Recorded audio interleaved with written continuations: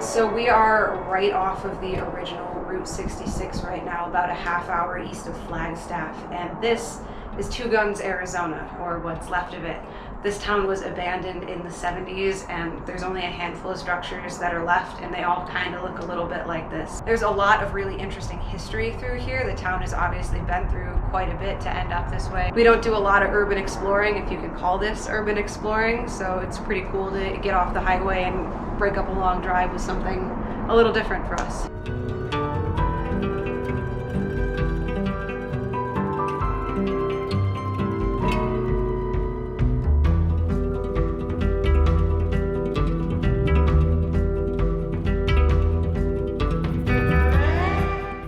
To our right is I-40, and then this road that we're driving on right now is the original Route 66.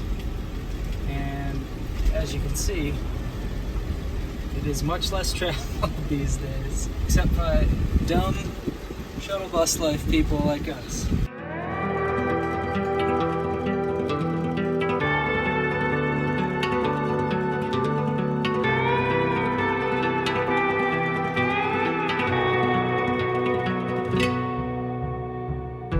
Right now we're standing in what used to be a zoo, actually, if you can believe it or not. This zoo and a few other areas here in Two Guns were owned by a guy named Henry Miller, who moved in here in the 20s and set up a bunch of roadside tourist traps, and this was one of them.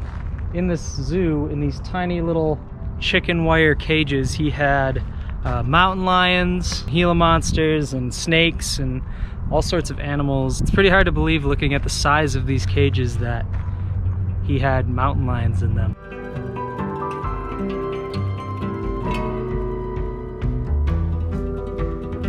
We have to carry Piper around a lot of here because there's so much broken glass. You just gotta be careful with her.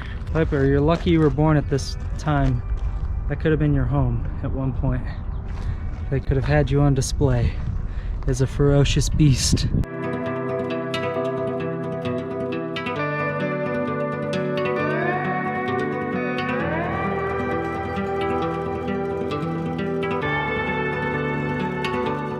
A lot of bad things have happened in this town, and the original bad thing that happened here took place in what is now known as the Apache Death Cave, which we are standing right in front of. Back in the 1800s, there were a band of Apaches who had raided and killed an entire Navajo village, and they had kidnapped some of the women. So the Navajo that were left went out in search of the Apache tribe that had killed their people, and they found them holed up in this cave, and they lit a fire at one end of the cave and stationed at the other end of the cave with bow and arrow in order to flush out all the Apache that were hiding there and kill them all.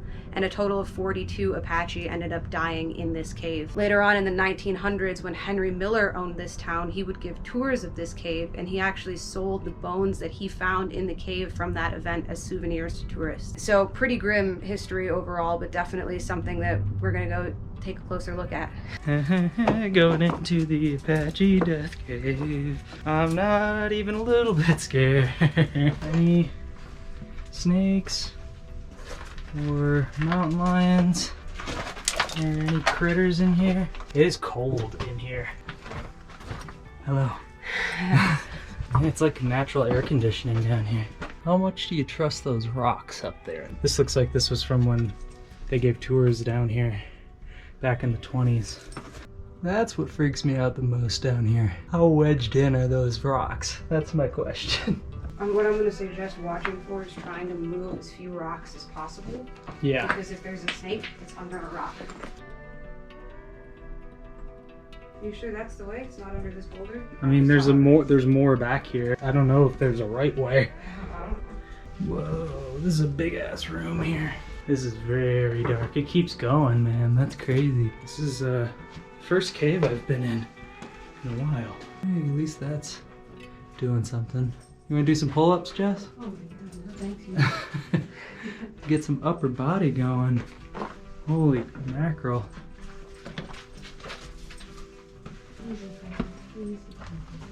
It smells kind of old in here. Do you smell that? I'm surprised how deep this thing goes. I suppose that's why they made this their hideout, right? Ooh, it's getting skinny over here. Perhaps this is where we turn This around. might be the end. I have mild claustrophobia, and this is triggering that. Whew. Holy mackerel. You know about the Nutty Putty Cave incident? Be very careful. Look how tight it gets back here. Oh, I just touched something fuzzy on the wall. I think I need a few more weeks of counting calories before I try to muscle my way through here. This is pretty nuts though. Like, look up there. Look how far up that goes. It's a big crevice. We should probably turn around. Yeah, I think we should. This is a pretty low ceiling. I'm 5'2" for reference. I'm not a tall person.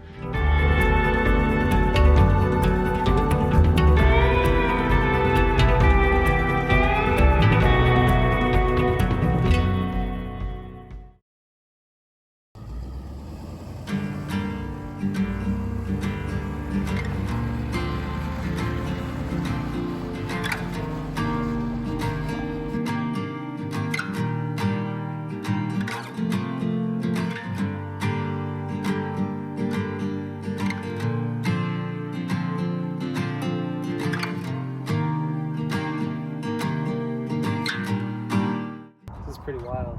It continues to blow my mind how much awesome graffiti there is here. I definitely have some skater friends who would definitely be jealous of this pool right here too. I guess this portion of town was a KOA that was built in the 60s and went defunct in I think the late 70s. Maybe early 80s, I don't know. Go on Wikipedia and look it up. All around here you can see all of the old RV hookups that people would plug into if they came to bring their RV and camp here, which is pretty cool. I wish they still had power. You could plug in for the night.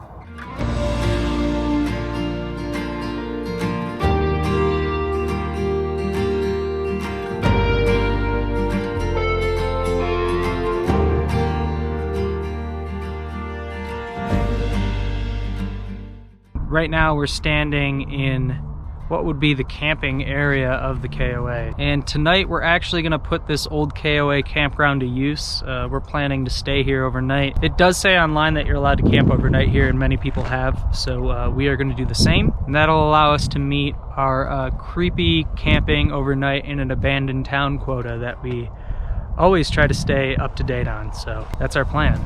It's making me kind of miss the valley right now. It's freezing. As much as this place is literally like a rundown, falling apart, abandoned town with dilapidated buildings and trash everywhere, it's still not the worst place we've ever camped. It's kind of peaceful, honestly. Like, there's a little bit of road noise, but it's not like, look behind us, like you wouldn't really know. Yeah, look. See? That's pretty. Some power lines and a GoPro stand in the background. I'll tell you what, I'm sure we're paying way less than what people paid to camp here before. Although it was the 60s, so maybe they only paid like $5 a night or something like that.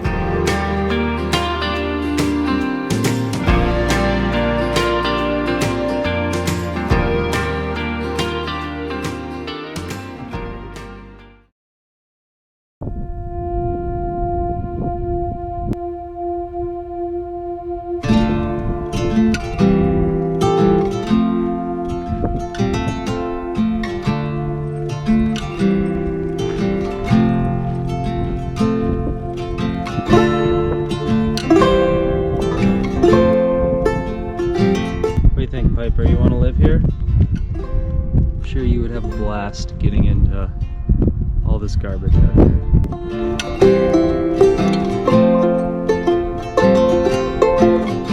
Two Guns was definitely a really interesting experience. It's not something that Jess or I usually seek out while we're traveling, and it's definitely not something we would have noticed driving down the road. I don't think anybody would have unless you were really looking for it. But I think this place is a really cool piece of Arizona history, and it's one of those relics that sort of died with Route 66. If you want to come check this place out, I definitely recommend doing it sooner than later because it is slowly disappearing. Even some of the buildings that we saw online in pictures are no longer standing. It's slowly just falling apart, and I'm sure that the people who show up here are not the kindest to these buildings either, and there's no one really looking after this place, so I definitely recommend checking it out. I did read a rumor online that Russell Crowe owns this place, and if that's true, Russ, thanks so much for letting us stay the night. We appreciate it. But we're gonna get a move on here, and I think that's gonna bring us to the end of this one. So thanks so much for watching. We'll see you next time.